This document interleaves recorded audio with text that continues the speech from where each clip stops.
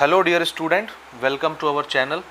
आज हम लोग क्लास 12th की मैथमेटिक्स का पहला चैप्टर स्टार्ट करने जा रहे हैं और हमारे चैप्टर 1 का नाम है रिलेशंस एंड फंक्शंस।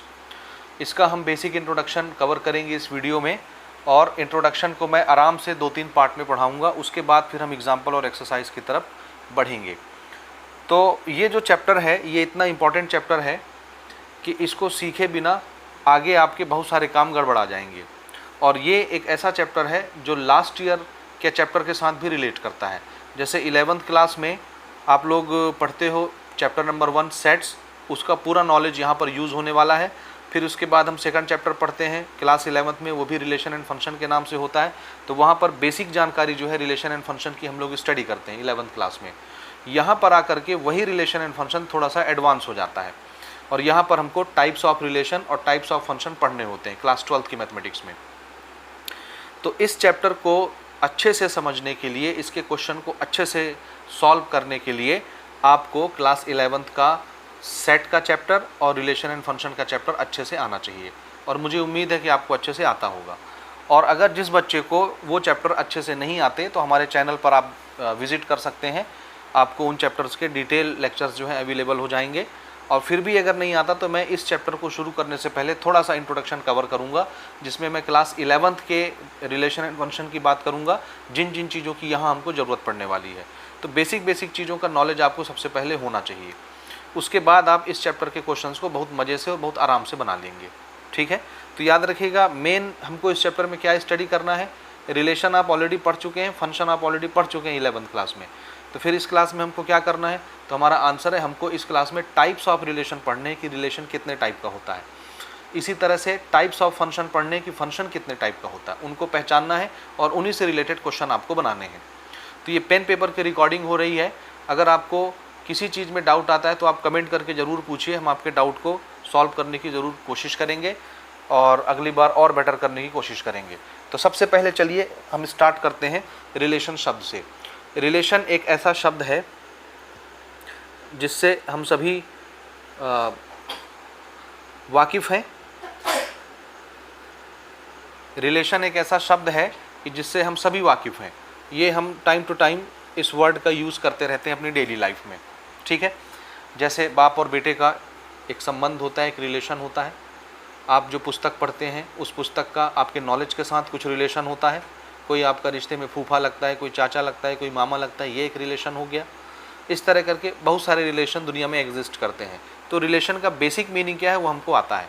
लेकिन यहाँ पर जो है हम मैथमेटिक्स में रिलेशन की बात करेंगे और मैथमेटिक्स में रिलेशन की बात जब भी हम करते हैं तो हमको सेट की ज़रूरत पड़ती है। यहाँ रिलेशन हम किन मायनों में यूज़ करेंगे, तो आंसर है यहाँ पर हम एक सेट लेंगे। ऐसे समझिए ये एक सेट है। सेट को रिप्रेजेंट करने का तरीका आपको आना चाहिए। ये 11th क्लास का टॉपिक है। सेट को हम दो तरह से रिप्रेजेंट करते हैं, एक सेट बिल्डर फॉर्म में और एक रोस्टर फॉर्म में। वो मैं आगे भी आपको थोड़ा सा इंट्रोडक्शन उसका देता हूँ। और तीसरा तरीका होता है सेट को रिप्रेजेंट करने का एरो डायग्राम। यहाँ पर मैं एरो डायग्राम का यूज़ करने वाला हूँ इस तरह से। सपोज़ ये एक सेट है, इस सेट के कुछ एलिमेंट हैं 1 2 3, ये एलिमेंट्स हैं, इनको मेंबर भी बोलते हैं। ठीक है, और ये एक सेट है हमारा, सेट ए इसका नाम है और 1 2 3 इसके एलिमेंट हैं। इसी तरह से एक दूसरा सेट है सेट बी और इसके एलिमेंट है, मान लेते हैं हम इसके एलिमेंट हैं 4 5 6। ठीक है, तो सेट ए में मैंने 3 एलिमेंट लिए हैं एग्जाम्पल के तौर पर, सेट बी में मैंने 3 एलिमेंट लिए हैं एग्जाम्पल के तौर पर। सेट ए के एलिमेंट है 1 2 3, इनको मैं इस तरह से भी लिख सकता हूँ ना। सेट को कैसे लिखते हैं हम लोग रोस्टर फॉर्म में 1 2 3 कॉमा लगा के, और सेट बी को भी हम इसी तरह से लिखेंगे कॉमा लगा के 4 5 6 और ये करली ब्रैकेट। ठीक है, तो ये 2 सेट हो गए हमारे। इनको इन्हीं सेट को मैं इस तरह से एरो डायग्राम की हेल्प से बना रहा हूँ। ठीक है, तो ये हमारे 2 सेट हैं। 1 2 3 सेट ए के एलिमेंट्स हैं, 4 5 6 सेट बी के एलिमेंट्स हैं। तो यहाँ पर रिलेशन की बात हम करेंगे सेट के अंदर, यानी इस पहले सेट के एलिमेंट का दूसरे सेट के एलिमेंट के साथ रिलेशन होना। तो अब रिलेशन कई टाइप का हो सकता है, बहुत सारे रिलेशन हो सकते हैं, एक से ज़्यादा रिलेशन हो सकते हैं, उनको हमको पहचानना है। ठीक है, कई टाइप के रिलेशन हो सकते हैं, बहुत सारे रिलेशन हो सकते हैं, उन्हें हमको यहाँ पर पहचानना है। तो अब ध्यान से देखिए, यहाँ पर हम क्या करने जा रहे हैं, सेट ए के एलिमेंट का सेट बी के एलिमेंट के साथ रिलेशन बनाने जा रहे हैं। तो क्या क्या रिलेशन हो सकता है यहाँ पर देखिए। जैसे सेट ए में ये एक एलिमेंट है 1, ये एलिमेंट 1 सेट बी के एलिमेंट 4 के साथ रिलेशन में रह सकता है। 1 किसके रिलेशन में रह सकता है? 4 के साथ। इसी तरह से 1 का रिलेशन 5 के साथ हो सकता है। इसी तरह से 1 का रिलेशन 6 के साथ भी हो सकता है। तो 1 का रिलेशन सेट बी के एलिमेंट के किसी की मेंबर के साथ हो सकता है। इनको मैं कैसे लिखूंगा? रिलेशन को लिखने का तरीका होता है हम ऑर्डर्ड पेयर के रूप में इनको लिखते हैं। ध्यान से समझते जाइएगा। ये मैं जितनी बातें करूंगा अभी सिर्फ बेसिक बातें करूंगा जो आपको क्लास 11th में पढ़ाया जाता है। ठीक है, तो वीडियो को बहुत ध्यान से देखना है और आराम से समझना है एक एक छोटी छोटी चीज़ें।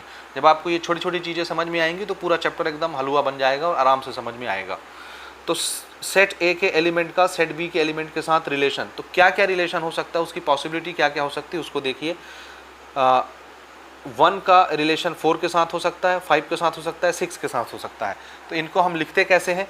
इनको इस तरह से लिखा जाता है। देखिए 1 का रिलेशन 4 के साथ हो सकता है। रिलेशन को हम इस तरह से ब्रैकेट में लिखते हैं कॉमा लगा के।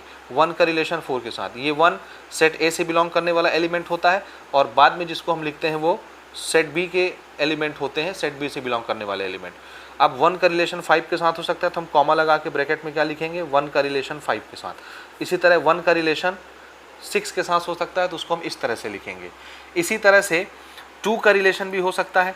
अब 2 सेट ए का एलिमेंट है, 2 भी 4 के साथ रिलेशन में रह सकता है, 5 के साथ रिलेशन में रह सकता है, 6 के साथ रिलेशन में रह सकता है। तो इसको हम कैसे लिखेंगे? 2 का रिलेशन 4 के साथ, 2 का रिलेशन 5 के साथ, 2 का रिलेशन 6 के साथ। बिल्कुल इसी प्रकार से 3 भी सभी के साथ रिलेशन में रह सकता है। 3 4 के साथ रिलेट कर सकता है, 5 के साथ रिलेट कर सकता है, 6 के साथ रिलेट कर सकता है। तो ये थोड़ा सा हौच पौच होगा, एरो डायग्राम में इसी तरह होता है, ध्यान से आपको समझना है। तो इसी प्रकार से हम किसका रिलेशन लिख रहे हैं? यहाँ पर देखिए 3 जो है 4 के साथ रिलेट कर सकता है, 3 जो है 5 के साथ रिलेट कर सकता है, 3 जो है 6 के साथ रिलेट कर सकता है। तो इतने ही टोटल रिलेशन हो सकते हैं भाई। 1 के सारे पॉसिबल रिलेशन हमने लिख लिए, 1 4 के साथ, 1 5 के साथ, 1 6 के साथ, ये लिखा गया। 2 4 के साथ, 5 के साथ, 6 के साथ, ये लिखा गया। 3 4 के साथ, 5 के साथ, 6 के साथ, ये लिखा गया। तो टोटल पॉसिबल रिलेशन इतने ही होते हैं। इनको हम क्या बोलते हैं? इनको हम बोलेंगे total number of possible relations. किस किस का रिलेशन? तो आंसर है सेट ए के एलिमेंट का सेट बी के एलिमेंट के साथ रिलेशन। तो total number of possible relations from elements of set A to elements of set B. ये ध्यान से समझिए, सेट ए के एलिमेंट का सेट बी के एलिमेंट के साथ टोटल पॉसिबल रिलेशन कितने हो सकते हैं? इतने। और इन्हीं टोटल पॉसिबल रिलेशन को क्लास 11th में आपने कार्टेशियन प्रोडक्ट के नाम से पढ़ा है। कार्टेशियन प्रोडक्ट क्या होता है? एक सेट के जितने एलिमेंट हैं सभी एलिमेंट का दूसरे सेट के सभी एलिमेंट के साथ रिलेशन, इनको हम बोलते हैं कार्टेशियन प्रोडक्ट, जिसको आप ऐसे लिखते हैं ए क्रॉस बी। और कार्टेशियन प्रोडक्ट भी क्या होता है? एक सेट होता है ये, और सेट को हम कर्ली ब्रैकेट में लिखते हैं।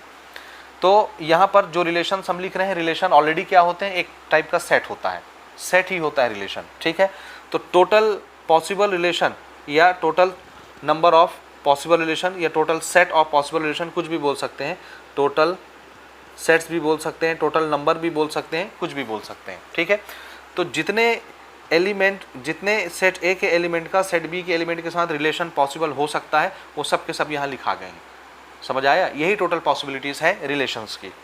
ठीक है, यहाँ तक उम्मीद है बात आपको समझ में आ गई होगी। अब इसके बाद हम अलग अलग तरह के कंडीशन लगाएंगे और अलग अलग तरह के रिलेशन यहाँ पर हम लिखेंगे। ए का हम रिलेशन किसके साथ लिख रहे हैं? सेट ए के एलिमेंट का रिलेशन सेट बी के एलिमेंट के साथ। तो ये रिलेशंस हो गए, टोटल पॉसिबल रिलेशन जितने हो सकते हैं ये हो गए। अच्छा, इसी चीज़ में एक और चीज़ आपसे पूछी जाती है, मैं यहाँ पर नामकरण करते जाता हूँ ना। इसका हमने नाम क्या रखा है? Cartesian product. तो थोड़ी पुरानी बातें भी करते चलेंगे। इसको हम बोलते हैं कार्टेशियन प्रोडक्ट, ए क्रॉस बी को, और ये टोटल पॉसिबल रिलेशंस हैं। ये भी एक टाइप का सेट है। समझ आया? अब सेट ए का सेट बी के साथ टोटल रिलेशन कितना हो सकता है? टोटल नंबर ऑफ रिलेशन निकालने के लिए आपने क्लास 11th में एक फॉर्मूला पढ़ा है, इसको देखिए। टोटल नंबर ऑफ रिलेशंस कैसे निकाले जाते हैं? इसका तरीका है 2 का पावर, एक सेट होता है तो हम p लिख देते हैं, 2 सेट होता है तो p इंटू क्यू लिख देते हैं। इसका मतलब ये है सेट A में कितने एलिमेंट हैं 3, तो number of elements of set A। Set B में कितने एलिमेंट हैं 3, 1 2 3, तो number of elements of set B। तो 2 के पावर में दोनों जो सेट हैं उसके एलिमेंट्स के नंबर का मल्टीप्लिकेशन हो जाता है। समझ आया?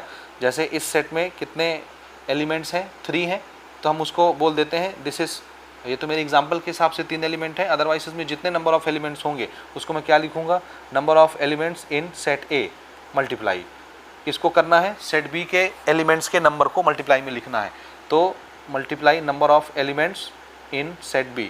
तो 2 के पावर में हम इनको ऐसे लगा देंगे, तो जो भी आंसर आएगा उतने रिलेशन इसके लिखे जा सकते हैं, उतने रिलेशन।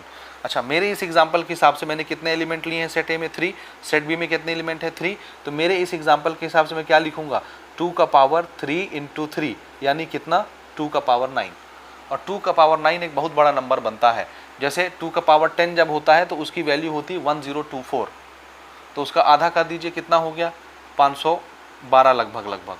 तो अगर 2 का पावर 9 है तो इसका मतलब है 512। तो हम टोटल कितने रिलेशंस यहाँ पर लिख सकते हैं, ये जो मैंने एग्जांपल लिया है इसके, तो आंसर है 512 रिलेशन, यानी 2 का पावर 9 रिलेशन में लिख सकता हूँ। इतने सारे रिलेशन होंगे और सब अलग अलग रिलेशन होंगे, याद रखिएगा। अब टोटल पॉसिबल रिलेशन कितने होंगे, इतने ही होंगे। ये कार्टेशियन प्रोडक्ट है, इससे बाहर कोई रिलेशन नहीं होगा।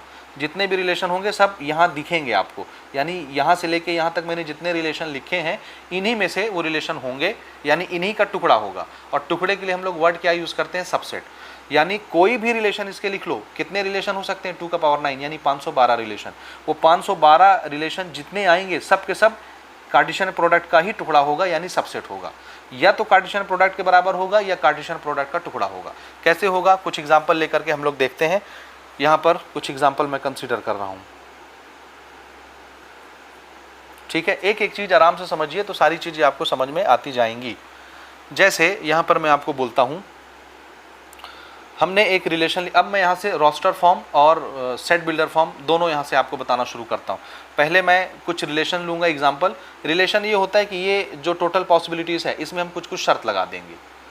उस शर्त को जो ऑर्डर्ड पेयर फुलफिल करेंगे इनको हम ऑर्डर्ड पेयर बोलते हैं। जैसे 1,4, 1,5, 1,6 इनको क्या बोलते हैं, इस डब्बे को, इस छोटे छोटे ब्रैकेट को ऑर्डर्ड पेयर। समझ आया? एक चीज़ और मैं 11th का आपको यहाँ पर रिमाइंड करा दूँ, उसके बाद फिर हम आगे बढ़ेंगे ताकि वो बात कहीं भूल ना जाए। हमारे ये जितने ऑर्डर्ड पेयर होते हैं, ऑर्डर्ड पेयर, ठीक है, इस ऑर्डर्ड पेयर में जो पहला एलिमेंट आता है इनको ऑर्डर्ड पेयर क्यों बोलते हैं, क्योंकि इनका जो पहला एलिमेंट आता है वो कंपलसरी सेट ए से बिलोंग करेगा। ये सेट ए है, पहला सेट। तो जितने इस ऑर्डर्ड पेयर में फर्स्ट एलिमेंट लिखा है, जैसे 1 1 1, तो 1 तो एक ही बार है, भले आप उसको कितनी बार भी लिखें। तो ये 1 1 1 या 2 2 2 या 3 3 3, 1 2 3 किससे बिलोंग करते हैं, पहले सेट से। और ऑर्डर्ड पेयर का सेकंड एलिमेंट जो होगा वो कंपलसरी किससे बिलोंग करेगा, सेकंड सेट से बिलोंग करेगा। अब इसी ऑर्डर्ड पेयर में से अगर मैं पहले एलिमेंट का कलेक्शन बनाऊं, जैसे 1 ले लिया हमने, फिर 1 दोबारा नहीं लिखना है, 2 ले लिया हमने, फिर 3 ले लिया हमने, ये जो कलेक्शन होगा ये भी एक सेट होगा और इस सेट को हम बोलेंगे डोमेन। ऑर्डर्ड पेयर में फर्स्ट एलिमेंट का जो कलेक्शन होता है उसको डोमेन बोलते हैं। इसी तरह से सेकंड एलिमेंट जो हम इनके उठाएंगे, यानी 4 5 6, ये मैं इसके एग्जांपल ले रहा हूँ ना, 4 5 6, फिर से 4 5 6, फिर से 4 5 6, तो दोबारा रिपीट नहीं करते हम एलिमेंट्स को। तो सेकंड एलिमेंट का जो कलेक्शन होता है उसको रेंज बोलते हैं, रेंज। और हमारा जो सेकंड सेट होता है, ये पूरा का पूरा सेकंड सेट कोडोमेन कहलाता है। इसको कोडोमेन बोलते हैं सेकंड सेट को, सेकंड नंबर वाला सेट, ठीक है। तो ये 2-3 चीज़ें क्लास 11th की मैंने आपको यहाँ पर रिवाइज करवा दी। अब मैं एग्जांपल लेता हूँ। एग्जांपल में हम कुछ रिलेशंस रखेंगे, यानी कुछ शर्त लगा देंगे। जो ऑर्डर्ड पेयर उस शर्त को पूरी करेंगे उनको हम यहाँ पर ले लेंगे, वो उस रिलेशन में आ जाएंगी। लेकिन वो निकल के कहाँ से आएंगी, कार्टेशियन प्रोडक्ट से ही निकल के आएंगी। इसलिए वो कार्टेशियन प्रोडक्ट का क्या कहलाएंगी, सबसेट कहलाएंगी। इसलिए इन बातों को बहुत ध्यान से समझते चलिएगा, ठीक है। तो जैसे यहाँ पर मैं एक एग्जांपल लेता हूँ। पहला एग्जांपल, एक एग्जांपल हमने लिया R1, ठीक, और इसको मैं लिखता हूँ, ध्यान से देखिए। ये रिलेशन ऐसा होगा कि इसमें मुझे कुछ ऑर्डर्ड पेयर मिलेंगे x, y। अब ये मैं ब्रैकेट में लिख रहा हूँ ना एक्स कॉमा वाई, जैसे ये लिखे X comma Y X comma Y X comma Y bracket के अंदर, ये सब ऑर्डर पेयर है। तो यहाँ पर मैं क्या बोल रहा हूँ, मुझे एक ऐसा रिलेशन चाहिए जहाँ पर हमको कुछ ऑर्डर पेयर मिलेंगे। अब इसमें ऑर्डर पेयर में खासियत क्या होती है, ऑर्डर पेयर का पहला एलिमेंट पहले सेट से बिलोंग करता है, दूसरा एलिमेंट दूसरे सेट से बिलोंग करता है। बिल्कुल वैसे ही होगा, ये जो पहला एलिमेंट है ये पहले सेट से बिलोंग करेगा, ये जो दूसरा एलिमेंट है ये दूसरे सेट से बिलोंग करेगा। ठीक है, अब मुझे ऐसे रिलेशन लिखने हैं जिसमें कुछ ऑर्डर पेयर होंगे सच दैट, वो ऑर्डर पेयर ऐसे होंगे कि उसका ये जो सेकंड एलिमेंट होगा, ये सेकंड जो सेकंड सेट से बिलोंग करेगा, ये कैसा होगा, आंसर है ये फर्स्ट एलिमेंट से 3 ज़्यादा होगा। ठीक है, मैं कोई भी शर्त लगा सकता था, मेरी मर्जी, मैंने ये शर्त लगा दिया कि हमको कुछ ऑर्डर पेयर मिलेंगे इस रिलेशन में, और ऐसे ऑर्डर पेयर हमको रखने हैं जिसका सेकंड एलिमेंट पहले वाले एलिमेंट से 3 ज़्यादा होगा, x+3 के बराबर होगा सेकंड एलिमेंट ये वाला। अब फॉर ऑल ये such that x belongs to set A and y belongs to set B होगा। मैंने कर्ली ब्रैकेट लगा के इसको बंद कर दिया। ठीक है, यानी हर x किससे बिलोंग करेगा, सेट A से, और हर y किससे बिलोंग करेगा, सेट B से बिलोंग करेगा। ये जो सिंबल हम यूज़ करते हैं ये हम किसके लिए यूज़ करते हैं, बिलोंग्स टू के लिए। किसके लिए, बिलोंग्स टू। और अगर इसी सिंबल को मैं ऐसे काट दूं तो इसको फिर हम बोलेंगे does not belongs to, does not belongs to. तो इस सिंबल को भी ध्यान में रखना है, ये सब 11th के सिंबल हैं, हो सकता है आप भूल गए हो तो मैं आपको यहाँ पे याद दिला देता हूँ। ठीक है, अच्छा ये हमने किस फॉर्म में लिखा, ये वाला फॉर्म कहलाता है सेट बिल्डर फॉर्म। इस फॉर्म को क्या बोलते हैं, सेट को बनाने वाली form, set builder form, code word में बात होती है। अब मैं इसका रोस्टर फॉर्म लिख रहा हूँ, अब मैं इसका कौन सा फॉर्म लिख रहा हूँ, रोस्टर फॉर्म। रोस्टर फॉर्म में हम लोग इस तरह से लिखते हैं ब्रैकेट के अंदर चीज़ों को। अब यहाँ पर हम देखेंगे कि कौन सा हमारा ऑर्डर पेयर इस शर्त को पूरी करता है, ध्यान से देखते जाइएगा। यहाँ पर हम ऑर्डर पेयर ले रहे हैं। ठीक, देखिए पहला एलिमेंट तो हम यहाँ से कोई भी उठा लेंगे, जैसे हमने पहला एलिमेंट यहाँ पर x उठाया, ये सेट A से बिलोंग करेगा, ये ऑर्डर पेयर का पहला एलिमेंट सेट A से बिलोंग करेगा, दूसरा एलिमेंट सेट B से बिलोंग करेगा, ये कंपलसरी पार्ट है। अब अगर मैं यहाँ से पहले सेट से पहला एलिमेंट लेता हूँ 1, तो सेकंड एलिमेंट कौन सा होगा, आंसर है सेकंड एलिमेंट वही होगा जो x से कितना ज़्यादा होगा, 3 ज़्यादा। तो x अगर मैंने 1 लिया है तो 1 + 3 कितना हो गया, 4, और वो जो y होगा वो सेट B से बिलोंग भी करना चाहिए। तो यहाँ पर 4 है तो यहाँ पर हमने 4 लिख लिया। ठीक है, ये एक हमको ऑर्डर पेयर मिल गया, यानी ये वाली जो शर्त मैंने लगाई वो ये वाला ऑर्डर पेयर जो यहाँ कहीं है वो उसको फुलफिल करता है। अब दूसरा, अगर मैं x की वैल्यू 2 लेता हूँ तो y कितना होगा, 2 + 3 5, क्या 5 सेकंड सेट से बिलोंग करता है, y B से बिलोंग करना चाहिए, यस 5 है, तो इसको भी हम ले लेंगे। ये यहाँ पर मिल रहा है, देखिए 2,5। ठीक, फिर अगर मैं x की वैल्यू 3 लेता हूँ तो y क्या लूँगा, 3 + 3, x की वैल्यू 3 लिया हूँ तो 3 + 3 कितना हो गया, 6, क्या 6 सेट B में है, यस, तो ये भी मैं ले लूँगा। तो अगर नहीं होता तो उसको हम नहीं लेते। बस अब x ख़त्म हो गया तो हमारी कहानी भी ख़त्म हो गई, ये इतने पे रुक गया। ये हमारा रिलेशन बन गया। क्या बन गया, दिस इज़ आवर रिलेशन। अब इसमें जितने भी ऑर्डर पेयर हैं, इसका जो पहला एलिमेंट होगा ये सब किससे बिलोंग करेंगे, सेट A से, और इसका जो सेकंड एलिमेंट होगा ये किससे बिलोंग करेंगे, सेट B से। हर सेकंड एलिमेंट सेट B से बिलोंग करेगा। ठीक है, और हर फर्स्ट एलिमेंट सेट A से बिलोंग करेगा। यहाँ तक बात क्लियर हो गई, ये एक रिलेशन हो गया। इस तरह के मैं बहुत सारे रिलेशन लिख सकता हूँ, बहुत सारे। ठीक है ना, तो इसमें अब एक चीज़ देखिए, ये जो एक रिलेशन का एग्जांपल मैंने लिखा, इसमें जो ऑर्डर पेयर आए वो कहाँ से आए, 1,4 क्या हमारे कार्टेशियन प्रोडक्ट में है, यानी टोटल पॉसिबल रिलेशन जितने भी हो सकते हैं उसमें है, आंसर है यस। 2,5 यहाँ है, 3,6 यहाँ है, यानी इन्हीं में से कुछ ऑर्डर पेयर निकल करके कोई रिलेशन बनता है। तो ये रिलेशन इस कार्टेशियन प्रोडक्ट का क्या कहलाएगा, टुकड़ा, और टुकड़े को हम क्या बोलते हैं, सबसेट बोलते हैं। क्या बोलते हैं, यानी ये जो रिलेशन है ये क्या होगा, सबसेट होगा किसका, कार्टेशियन प्रोडक्ट का। इसके बराबर भी हो सकता है, इसमें कोई डाउट नहीं है। बराबर कैसे हो सकता है उसको हम थोड़ा सा समझ लेते हैं। ठीक है, तो इस एग्जाम्पल से क्या समझ में आया कि जो भी रिलेशन होगा वो क्या होगा, कार्टेशियन प्रोडक्ट का सबसेट होगा। अब मैं कुछ और यहाँ पर एग्जाम्पल लेता हूँ। एग्जाम्पल नंबर 2 देखिए, यहाँ पर अब मैं थोड़े से फॉर्मेट को बदलता हूँ, R2 लिख देता हूँ। This is our second relation. ये रिलेशन आप ऐसे भी पढ़ते थे 11th में, याद रखिए, relation from elements of set A to elements of set B ऐसे भी आपने इसको लिखा है, या इसको आप ऐसे भी लिख सकते हैं कि relation from elements of set A to elements of set B, ऐसे भी लिख सकते हैं आप। ठीक है, तो ये रिलेशन को लिखने के अलग अलग तरीके हैं, तो सारे तरीके आपको अच्छे से आने चाहिए। अब मैं सेकंड रिलेशन कुछ इस तरह से ले लेता हूँ, जैसे मैंने बोला मुझे एक ऐसा रिलेशन चाहिए जिसमें कुछ ऑर्डर्ड पेयर आएंगे। अब ये ऑर्डर्ड पेयर कैसे होंगे, तो हमारा आंसर है ये ऑर्डर्ड पेयर ऐसे होंगे कि इसका जो सेकंड एलिमेंट होगा, ये आप कैसे एग्जाम्पल ले सकते हैं अपने मर्जी से भी अलग अलग। तो मैं ऐसी शर्त लगा रहा हूँ कि मुझे ऐसे ऑर्डर्ड पेयर चाहिए जिसमें सेकंड एलिमेंट फर्स्ट एलिमेंट से ज़्यादा बड़ा होगा, सेकंड एलिमेंट फर्स्ट एलिमेंट से ज़्यादा बड़ा होगा, y ग्रेटर देन x होगा। ठीक है, और बाकी कंडीशन हम यहाँ पर लिख देते हैं, फॉर ऑल या where x belongs to set a होगा and y belongs to set b होगा। ये हमने शर्त पूरी कर दी, कंडीशन लिख दिया। अब इस कंडीशन को जो जो ऑर्डर्ड पेयर फुलफिल करेंगे वो ऑर्डर्ड पेयर हमारे यहाँ आ जाएंगे इस रिलेशन में।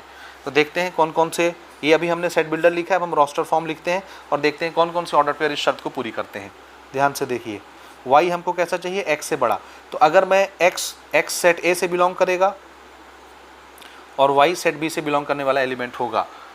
ठीक है, तो अगर मैं यहाँ पर x लेता हूँ 1, ये तो y क्या लूँगा जो x से बड़ा होगा, तो y क्या मैं ये 4 ले सकता हूँ, बिल्कुल ये 1 से बड़ा है। इसी तरह से अगर मैं 1 लेता हूँ तो मैं 5 को भी ले सकता हूँ, ये y है क्योंकि ये 1 से बड़ा है, तो 1,5 भी इस रिलेशन में आ जाएगा। इसी तरह से आप समझ रहे हैं 1,6 भी आ जाएगा। मुझे ऐसे ऑर्डर्ड पेयर चाहिए जिसमें y x से बड़ा होगा।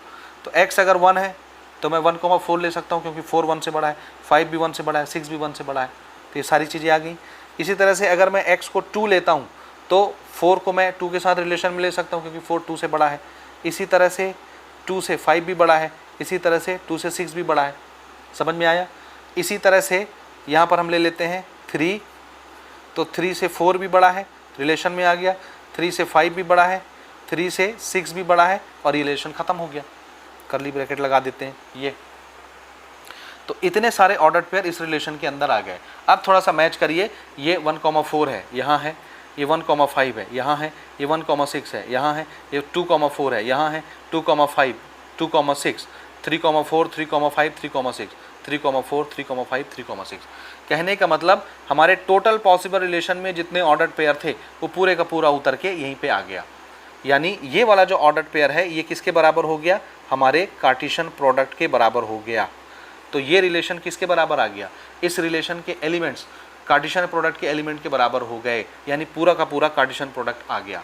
अब आपने पढ़ा है कि हर सेट अपने आप का सबसेट होता है, हर सेट खुद का सबसेट होता है। तो ये रिलेशन, सेकंड रिलेशन भी इसका क्या होगा, सबसेट होगा।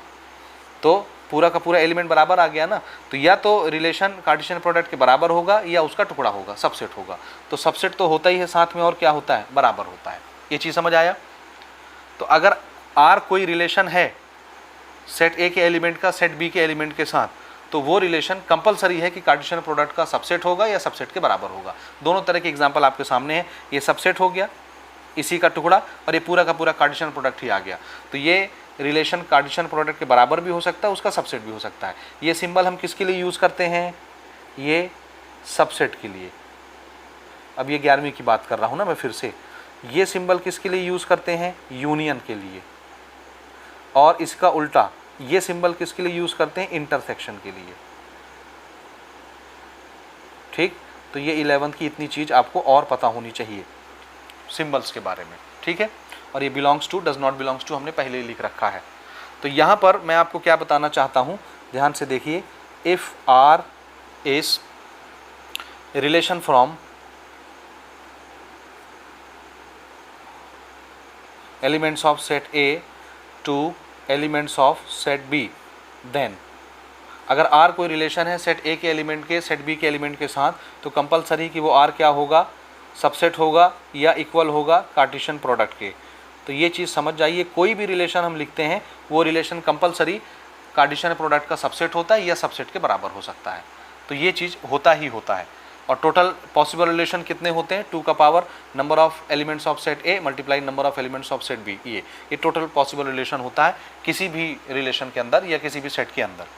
ठीक है, अच्छा, ये जो रिलेशन है सेकंड रिलेशन, ये फर्स्ट रिलेशन सेकंड रिलेशन, ऐसा रिलेशन जो कार्टेशियन प्रोडक्ट के बराबर ही आ जाए, ऐसा रिलेशन जो कार्टेशियन प्रोडक्ट के बराबर ही आ जाए, ऐसे रिलेशन को हम बोलते हैं यूनिवर्सल रिलेशन।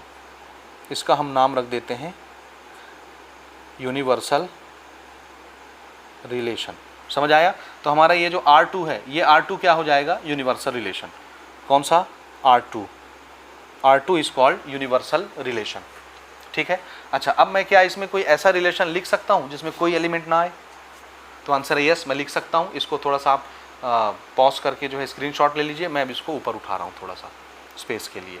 ठीक है, ओके। अब मैं एक तीसरा रिलेशन लिख रहा हूँ, उस तीसरे रिलेशन को ध्यान से समझिएगा। ठीक है, यहाँ पर हमने क्या लिखा है? सेट ए के एलिमेंट का सेट बी के एलिमेंट के साथ रिलेशन। ठीक है, अब यहाँ पर फिर से सेट ए के एलिमेंट का तीसरा रिलेशन लिख रहा हूँ, सेट बी के एलिमेंट के साथ relation, third relation. Third relation में मैं ऐसे ही शर्त लगा देता हूँ, देखिए अपनी मर्जी से कुछ भी। यहाँ पर हमको कुछ ऑर्डर्ड पेयर चाहिए और ये ऐसे ऑर्डर्ड पेयर होंगे कि अब x जो है y से बड़ा होना चाहिए, such that for all x belongs to set a and y belongs to set b और करली ब्रैकेट। अब मुझे ऐसे ऑर्डर्ड पेयर चाहिए जिसमें x y से बड़ा होगा। x सेट a से बिलोंग करेगा, y सेट b से बिलोंग करेगा।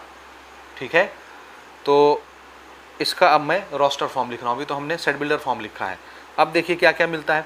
अगर मैं x1 लेता हूँ, क्या ले रहा हूँ? अगर मैं x को 1 लेता हूँ, ठीक है, ये देखिए ये सेट x जो है y से बड़ा होना चाहिए। तो अगर मैं 1 लेता हूँ तो यहाँ तो 1 से बड़ी बड़ी चीज़ें हैं, जबकि 1 को कैसा होना चाहिए? इनसे बड़ा होना चाहिए। x y से बड़ा होगा, आपकी बार y से बड़ा होगा x। y 4 5 6 है और हम देखते हैं 1 जो है 4 से छोटा है। 4 से छोटा है तो 5 से भी छोटा हो जाएगा, 6 से भी छोटा हो जाएगा। 2 भी 4 से छोटा है, तो अगर 2 4 से छोटा है तो 5 से भी छोटा हो जाएगा, 6 से भी छोटा हो जाएगा।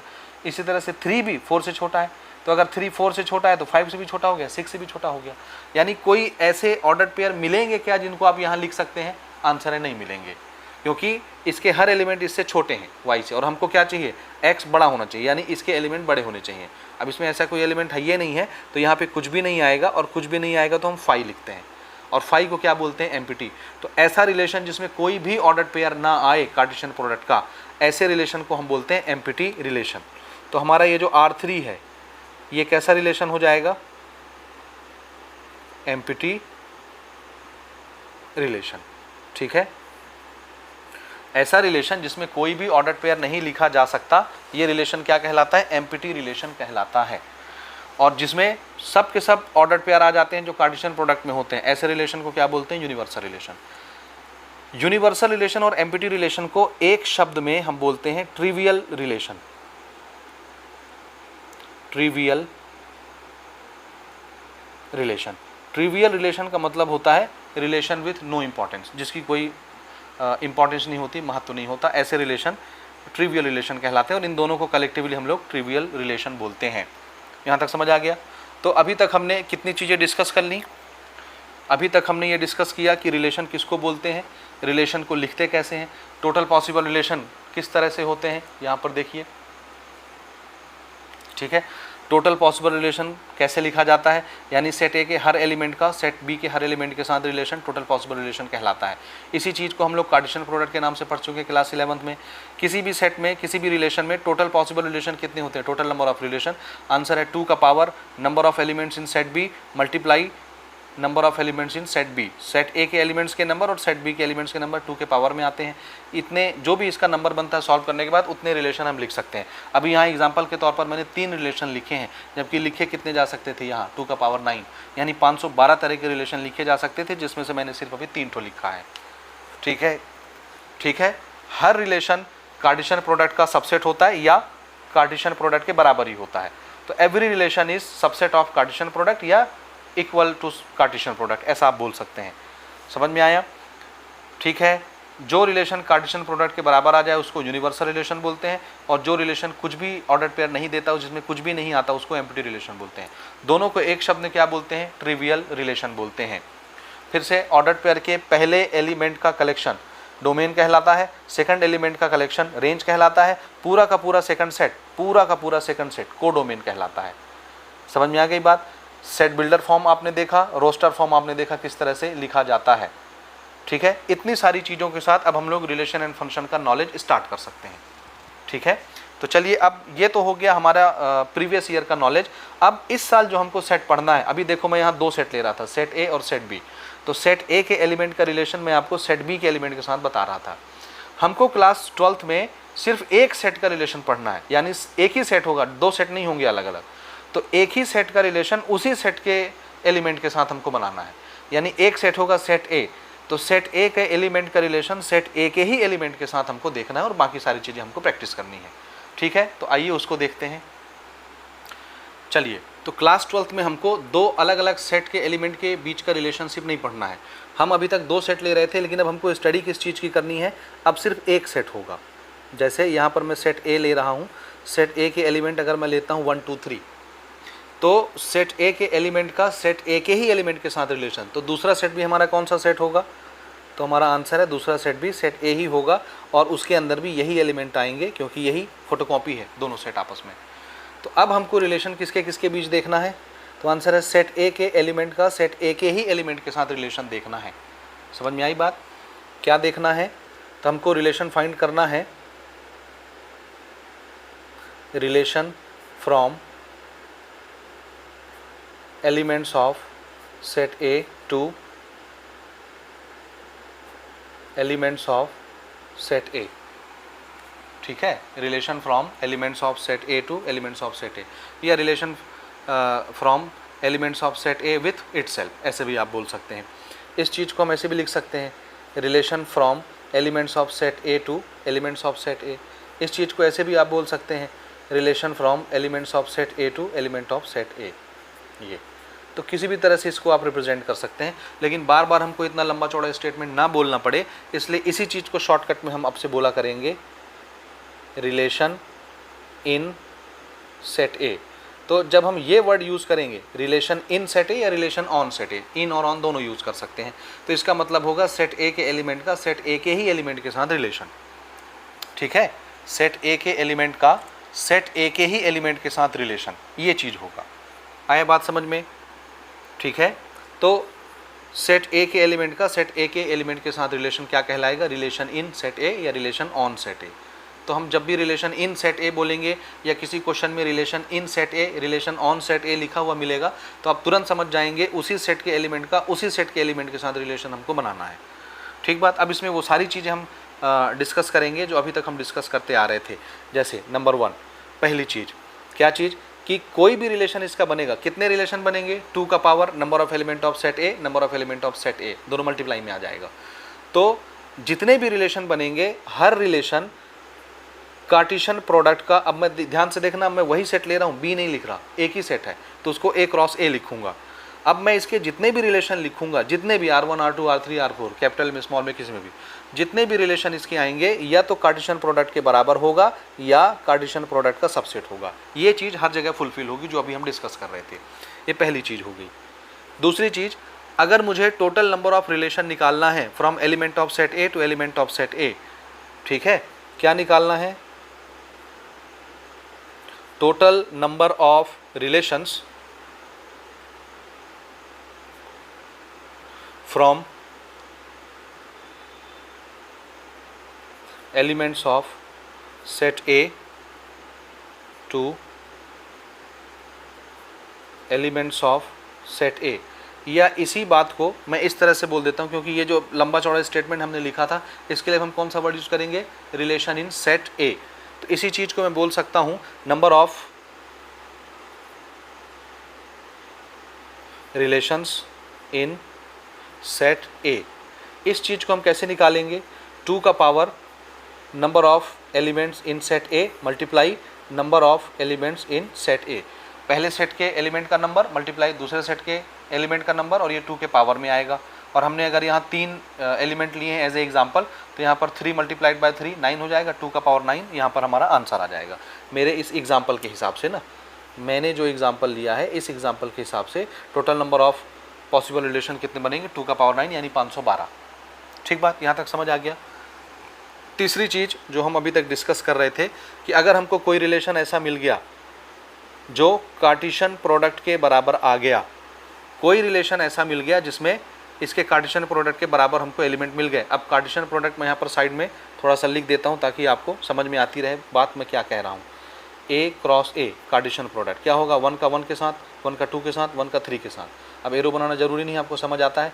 1 का 1 के साथ, 1 का 2 के साथ, 1 का 3 के साथ, फिर 2 का 1 के साथ, ये वाला 2 ना, 2 का 1 के साथ, 2 का 2 के साथ, 2 का 3 के साथ, 2 का 2 के साथ, 2 का 3 के साथ। इसी तरह 3 का 1 के साथ, 3 का 2 के साथ, 3 का 3 के साथ, 3 का 1 के साथ, 3 का 2 के साथ, 3 का 3 के साथ, और इनको करली ब्रैकेट में ऐसे हम रख देंगे कार्टेशियन प्रोडक्ट को। तो ये हमारा टोटल पॉसिबल रिलेशन हो गया, टोटल पॉसिबल रिलेशन, जिसको हम कार्टेशियन प्रोडक्ट बोलते हैं। तो अगर कोई रिलेशन हमको ऐसा मिला जो खुद कार्टेशियन प्रोडक्ट के बराबर आ गया, तो ऐसे रिलेशन को हम क्या बोलेंगे, ऐसे रिलेशन को हम क्या बोलेंगे, R1 is called universal relation. तब ये रिलेशन क्या कहलाएगा, यूनिवर्सल रिलेशन। ठीक है। और अगर हमको कोई ऐसा रिलेशन मिला जिसमें कोई भी ऑर्डर पेयर नहीं आ रहा, तो ऐसे रिलेशन को हम क्या बोलेंगे, उस समय हम ऐसे रिलेशन को बोलेंगे एम्प्टी रिलेशन। ये सारी बातें अभी हम थोड़ी देर पहले कर चुके हैं। ऐसा रिलेशन क्या कहलाता है, एम्प्टी रिलेशन। और ये दोनों रिलेशन कलेक्टिवली यूनिवर्सल और एम्प्टी क्या कहलाते हैं, ट्रिवियल, ट्रिवियल रिलेशन, यानी जिसका कोई इंपॉर्टेंस नहीं होता। अच्छा, अब मैं आपसे अगर पूछूं कि जैसे मैंने ये शर्त तो बता दी, क्या आप मुझे कोई एग्जांपल दे सकते हैं यूनिवर्सल रिलेशन का और एम्प्टी रिलेशन का, कैसा भी एग्जांपल। तो जी हाँ, मैं यहाँ पर एग्जांपल दे सकता हूँ, आप भी दे सकते हैं अपनी मर्जी से। एक एग्जांपल मैं ले रहा हूँ यूनिवर्सल रिलेशन के लिए। देखिए R1 मैंने नाम रखा है, यहाँ से आपको समझ आ जाएगा। यूनिवर्सल रिलेशन यानी ऐसा रिलेशन जिसमें एलिमेंट कार्टेशियन प्रोडक्ट के एलिमेंट के बराबर आ जाए, ये पूरे एलिमेंट यहाँ आ जाएंगे।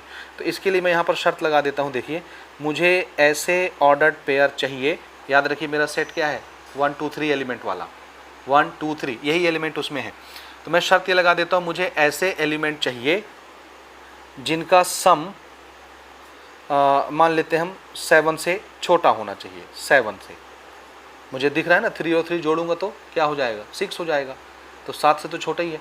तो मुझे ऐसे ऑर्डर्ड पेयर लिखने हैं जिनमें x और y को मैं जोड़ूं, यानी पहले सेट के एलिमेंट और दूसरे सेट के एलिमेंट को जोड़ूं। ये किससे बिलोंग करेगा, पहले सेट से, ये किससे बिलोंग करेगा, दूसरे सेट से। हमारा पहला सेट भी सेट ए है, दूसरा सेट भी सेट ए है, लेकिन x पहले सेट से बिलोंग करेगा, y दूसरे सेट से बिलोंग करेगा। तो मुझे ऐसे ऑर्डर्ड पेयर चाहिए जिसमें दोनों हमारे x और y का सम कैसा होना चाहिए, 7 से छोटा होना चाहिए। और for all x belongs to set A, symbol लगा लेते हैं, and y belongs to set A। ये भाई दोनों सेट A से बिलोंग करेंगे, इसके एलिमेंट x कहलाएंगे, इसके एलिमेंट y कहलाएंगे। ठीक है। तो हमको ऐसे ऑर्डर्ड पेयर चाहिए, तो देखते हैं ऐसे ऑर्डर्ड पेयर क्या क्या मिलते हैं। दोनों का सम 7 से छोटा होना चाहिए। तो अगर मैं 1 के साथ 1 लेता हूँ तो दोनों का सम कितना होता है, 2, 7 से छोटा है, आ जाएगा, छोटा ही तो चाहिए हमको। 1 के साथ अगर मैं 2 ले लूँ तो 1 का 1 के साथ, 1 का 1 के साथ रिलेशन, 1 का 2 के साथ रिलेशन, 1 का 3 के साथ रिलेशन, दिख रहा है, 1 का 3 के साथ रिलेशन। इसको जोड़ूंगा 3 हो जाएगा, 7 से छोटा है। इसको जोड़ूंगा 4 हो जाएगा, 7 से छोटा है। इसी तरह से 2 का 1 के साथ, 2 का 2 के साथ, 2 का 3 के साथ ले सकता हूँ, यस। क्यों, 2 और 1 3, 2 2 4, 2 और 3 5 हुए, 7 से छोटे ही हैं। इसी तरह से 3 का 1 के साथ, 3 का 2 के साथ, 3 का 3 के साथ, ये हो गया 4, ये हो गया 5, ये हो गया 6, 7 से छोटे ही हैं। तो सब के सब आ गए कि नहीं। तो कार्टेशियन प्रोडक्ट में जितने एलिमेंट हैं सब के सब इस रिलेशन के अंदर आ गए। इसका मतलब है कि ये जो हमारा रिलेशन है, ये जो हमारा रिलेशन है, ये किसके बराबर आ गया, कार्टेशियन प्रोडक्ट के बराबर आ गया। इसलिए R1 क्या कहलाएगा, R1 is called universal relation. R1 क्या कहलाएगा, हमारा यूनिवर्सल रिलेशन कहलाएगा। ठीक बात। इसी तरह से अगर मैं आपको एक एग्जांपल दूं, अब मैं एम्प्टी सेट के लिए एग्जांपल यहाँ पर बना रहा हूँ।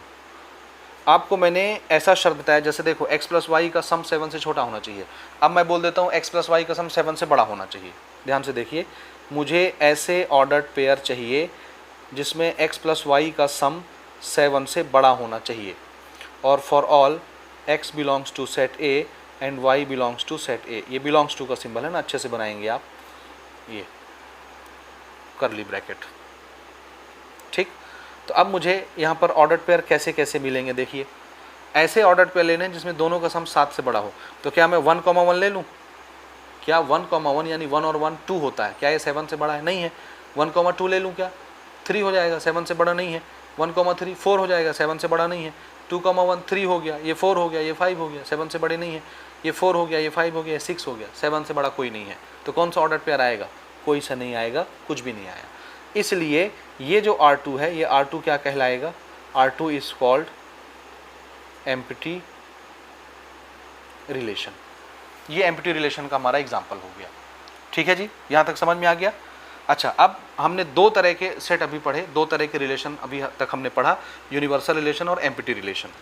इसके बेसिस पर एनसीईआरटी में एक एग्जाम्पल दिया है, एग्जाम्पल नंबर 1, उसको बनाते हैं, उसके बाद इसको हम क्लोज करते हैं। ठीक है, ओके।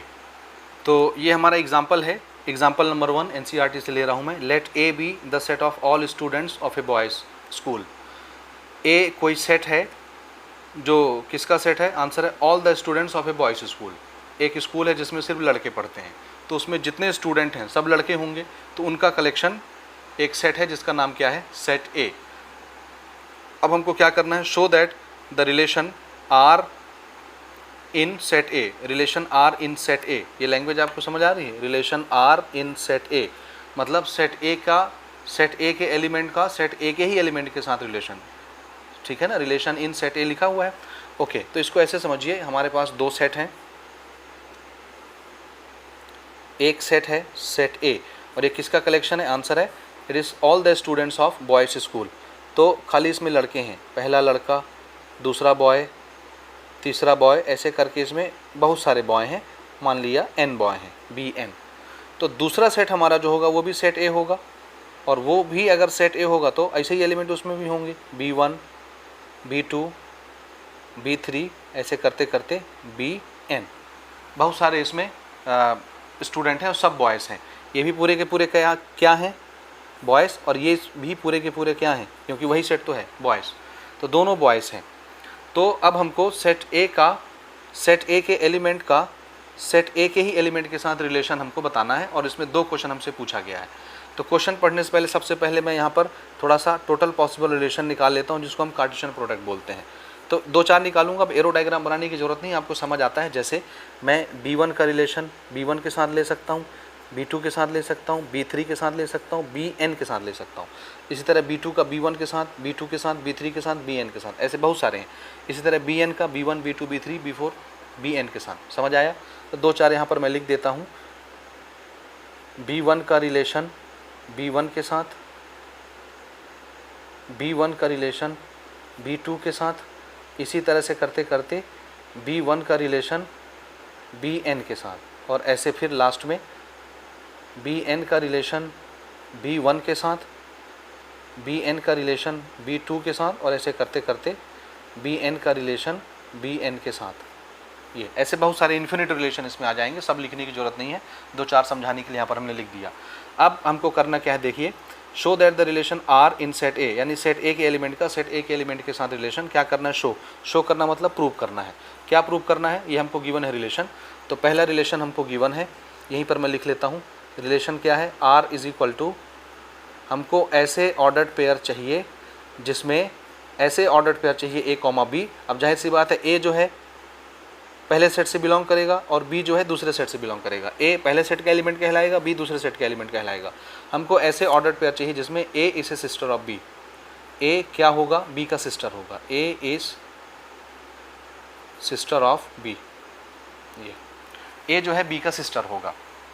अब एक बात बताइए, ये पहला वाला जो सेट है ये सब बॉयज़ हैं, बॉयज़ का कलेक्शन है। दूसरे वाला सेट भी बॉयज़ का कलेक्शन है, तो ये भी बॉय है, ये भी बॉय है। अगर दोनों बॉय हैं, ए और बी दोनों ही बॉय हैं, ए और बी दोनों ही बॉय हैं, तो ए बी की सिस्टर कैसे हो सकती है?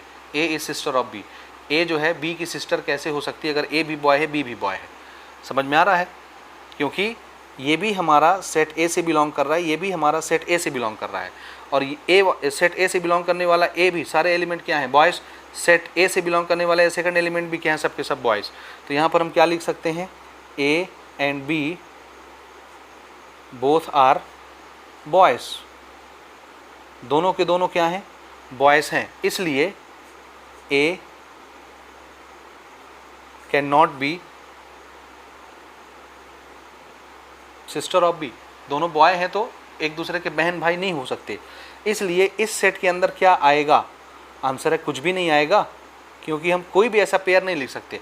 यहाँ जितने भी पेयर हैं ये इसका भाई होगा, है ना, बहन नहीं हो सकता। भाई ये भी लड़का ये भी लड़का, तो ज़्यादा से ज़्यादा भाई हो सकते हैं। ये भी बॉय ये भी बॉय ये भी बॉय ये भी बॉय, जितने भी कलेक्शन है, जितने भी यहाँ पर ऑर्डर पेयर हैं, सब बॉयज़ हैं, कोई सिस्टर नहीं है। इसलिए हम एक भी ऑर्डर पेयर यहाँ नहीं लिख सकते। इसलिए ये सेट कैसा हो गया? आंसर है एम्प्टी रिलेशन हो गया। This is an empty relation. तो पहली चीज़ पूरी हो गई। हमको इस रिलेशन को क्या प्रूव करना था? Empty relation. ख़त्म। अब ये जो दूसरा सेट दिया है, अब मैं इसको ऐसे ही यहाँ पर एज इट इज़ लिखता हूँ, सॉल्व यहाँ पर करता हूँ। क्वेश्चन आपके सामने ऊपर लिखा हुआ है। आर डैश क्या दिया हुआ है? R dash in set A. फिर से सेट ए का, सेट ए के साथ ही रिलेशन हमको देखना है, ठीक है। तो R dash in set A, इसको थोड़ा ध्यान से देखिए। यहाँ पर क्या लिखा हुआ है? आर डैश, हमको ऐसे ऑर्डर्ड पेयर चाहिए जिसमें हमको क्या चाहिए? The difference between height of A and B is less than 3 metre. The difference तो ये जो सेट है आर डैश रिलेशन, इसमें हमको ऐसे ऑर्डर्ड पेयर चाहिए जिसमें कौन सी शर्त पूरी हो? तो आंसर है the difference between heights of A and B. A set A से बिलोंग करेगा और ये वाला बी दूसरे सेट ए से बिलोंग करेगा, यानी ये भी बॉय हैं ये भी बॉय हैं। अब बॉय हैं तो हर एक की कुछ ना कुछ हाइट होगी।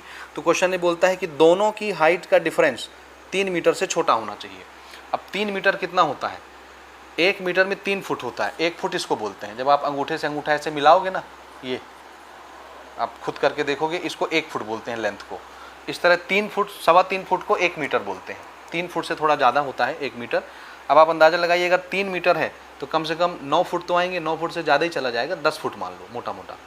तो 3 मीटर मतलब मोटा मोटा 10 फुट। अब किसी भी बच्चे की हाइट 10 फीट नहीं हो सकती। ज़्यादा से ज़्यादा हाइट होती है 6 फीट, 7 फीट, ज़्यादा हुआ बहुत लंबा हो गया तो 8 फीट, है ना। तो अब ये मान लीजिए, जैसे मैंने बोला, ये जो पहला बच्चा है, ऐसे समझ लो, सेट ए का ये जो पहला बच्चा है B1, इसकी हाइट हम मान लेते हैं 8 फीट। 8 फीट। और दूसरा वाला जो सेट है, इसका मैं कोई भी बच्चा ले लेता हूँ, जैसे मान लो B2 ले लेता हूँ। B2 इसकी हाइट हम मान लेते हैं, अगर मैं इसकी हाइट भी 8 ही फीट मान लूँ, ध्यान से समझना, दोनों बच्चे मान लो ये B1 और इसका B2, दोनों की हाइट मान लो 8-8 फुट हो गई। तो दोनों का डिफरेंस कितना होगा? डिफरेंस मतलब माइनस करना। तो इस हाइट से इस हाइट को जब माइनस करोगे क्या हो जाएगा? 0। और 0 3 मीटर से छोटा है। हमको क्या चाहिए? लेस देन 3 मीटर, 3 मीटर से छोटा। तो ठीक है जी, दोनों का डिफरेंस 3 मीटर से छोटा आता है, यस। तो हम उठा लेंगे ये पेयर, कौन सा? B1 B2। कहीं पर आएगा B1 B2, ये B1 B2, इसको उठा लेंगे, यहाँ आ जाएगा। इसी तरह से किसी बच्चे की हाइट मान लो 8 फीट है, किसी बच्चे की हाइट मान लो 2 फीट है, मान लो मोटा मोटा, बहुत है छोटा है, 2 फीट है, 4 फीट है, 5 फीट है, कुछ भी, तो भी 8 - 2 करोगे कितना आएगा? 6 फीट आ गया। 6 फीट भी 10 फीट से छोटा है, यानी 3 मीटर से छोटा है। समझ में आया? किसी बच्चे की हाइट मान लो 10 फीट है, किसी बच्चे की हाइट 10 फीट है, और किसी बच्चे की हाइट मान लो 6 फीट है। तो 10 और 6 फीट का जब डिफरेंस निकालोगे तो 4 फीट आएगा। 4 फीट भी 3 मीटर से छोटा है। कहने का मतलब किसी भी बच्चे की हाइट का डिफरेंस निकालो, किसी भी 2 बच्चे की हाइट का डिफरेंस निकालो, हमेशा वो 10 फीट से छोटा आएगा, यानी 3 मीटर से छोटा आएगा। और जो भी 3 मीटर से छोटा आएगा यहाँ लिखा जाएगा। शर्त तो वही ना कि 3 मीटर से छोटा होना चाहिए। तो जो ऑर्डर्ड पेयर 3 मीटर से छोटा होने की शर्त को पूरी करता जाएगा, यहाँ लिखते जाएंगे। समझ में आया? तो लगभग सभी की हाइट 3 मीटर से छोटी ही आएगी। सभी 2 बच्चों के हाइट का डिफरेंस 3 मीटर से छोटा ही आएगा। तो ये पूरा का पूरा कार्टेशियन प्रोडक्ट ही उठ के यहाँ आ जाएगा। ये पूरा का पूरा कार्टेशियन प्रोडक्ट, जितनी एलिमेंट यहाँ पर लिखी हुई हैं पूरी की पूरी यहाँ आ जाएंगी इस सेट के अंदर। इसलिए वो तो वैसे ही समझ में आता है, इसलिए ये सेट क्या हो जाएगा? Universal set, universal relation. Relation भी सेट होता है ना, मैं बार बार सेट बोल देता हूँ तो कंफ्यूज मत होना, ठीक है। हमको इसको यूनिवर्सल रिलेशन ही प्रूव करना था। ये देखिए, तो ये पहला क्वेश्चन इस तरह से प्रूव हो जाता है। तो उम्मीद है आपको ये पहला एग्जाम्पल समझ में आ गया होगा। अब हम यहाँ से इंट्रोडक्शन वीडियो इसको ख़त्म करते हैं। अब मेन जो हमको पढ़ना है वो पढ़ना है टाइप्स ऑफ रिलेशंस। तो अगली वीडियो में हम लोग रिलेशन के टाइप्स के बारे में बात करेंगे, जिसमें हम लोग पढ़ेंगे identity relation, reflexive relation, symmetric relation, transitive relation और इक्विवेलेंस रिलेशन और इक्विवेलेंस क्लास। तो ये हम अगली वीडियो में ये सारी चीज़ें कवर करेंगे। तब तक के लिए कमेंट करके बताइए कि वीडियो आपको कैसा लगा। कोई भी डाउट आता है तुरंत बताइए मुझे, मैं उसको अच्छी तरह से सॉल्व करने की कोशिश करूँगा। ठीक है, तो मिलते हैं हम लोग अगले वीडियो में। उम्मीद है आप अगले वीडियो का इंतजार करेंगे। तब तक के लिए गुड बाय।